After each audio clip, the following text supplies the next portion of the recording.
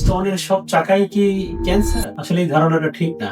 সব চাকাই ক্যান্সার না। মেয়েদের কমন যে হয় সাধারণত 30 বছরের নিচে, যেটা আমরা বলি ফাইব্রয়েড অ্যাডিনোমা এবং ব্রেস্ট সিস্ট, এটা একটা বেনাইন ডিজিজ। এগুলো বেনাইন ডিজিজ, এগুলো ক্যান্সার না। তবে 30 বছরের উপরে যদি হয় এবং যদি কোনো ব্যথা না থাকে তাহলে ক্যান্সার সাসপেক্ট করা যেতে পারে। তবে যে কোনো ব্রেস্ট লাম্প বা কোনো চাকা যদি হয় তাহলে either it is benign disease or cancer, এটা এক্সক্লুশনের জন্য কিছু পরীক্ষা নিরীক্ষা আছে, এগুলো করতে হয়। মানে বেশি দুশ্চিন্তা না করে, বেশি চিন্তা না করে যে ক্যান্সার হয়ে গেল, লাম্প হইলেই ক্যান্সার হয়ে গেল, এরকম না। এরকম চিন্তা না করে জাস্ট সিম্পল পরীক্ষা আছে, এই পরীক্ষা করে এটা কনফার্মেশন হতে হয়। যদি এটা benign, that is breast lump only fibroadenoma এবং সিস্টের কারণে হয়, এটা জাস্ট কেটে ফেলে দিলে চিকিৎসা শেষ।